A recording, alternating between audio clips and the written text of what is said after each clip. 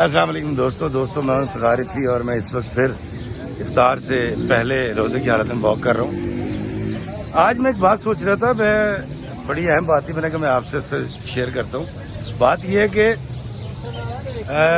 ہم اکثر اپنے دوستوں کے بارے میں جانتے ہیں کہ یہ شخص اچھا ہے, کم اچھا ہے, دروغ گو ہے, برا ہے, جو بھی. لیکن مزے کی بات یہ ہے کہ جب ہم اس دوست کو وہ کہتے ہیں تو وہ مانتا نہیں ہے. میں نے بڑا غور کیا کہ اگر آپ کسی سے یہ کہیں کہ یار آپ جھوٹے ہیں تو کہتا نہیں, میں نے تو کبھی جھوٹ بولا ہی نہیں. یا کسی کہیں کہ وہ آپ کے اندر تکبر ہے تو وہ کہتا ہے کہ نہیں میرے اندر تکبر ہے ہی نہیں. تو میں سوچ پڑ گیا کہ ایسا کیوں ہے.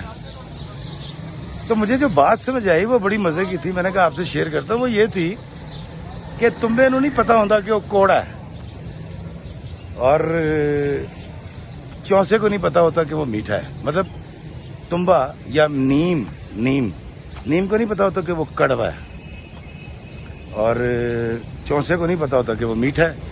اسی طرح انسانوں کو بھی نہیں پتا ہوتا کہ وہ اچھے ہیں یا برے ہیں. تو مجھے نہیں پتا کہ میں اچھا ہوں یا برا ہوں, لیکن سامنے والا یہ ضرور جانتا ہے کہ میں اچھا ہوں یا برا ہوں. بالکل اسی طرح جس طرح نیم کھانے والا کو چکھنے والا یا چوسے کو چکھنے والا کھانے والا یہ بتا سکتا ہے کہ اس کا ذائقہ کیا ہے, یہ میٹھا ہے یا کڑوا ہے. تو دوستو مجھے بڑا مزہ ہے اس بات کو سوچ کے جان کے.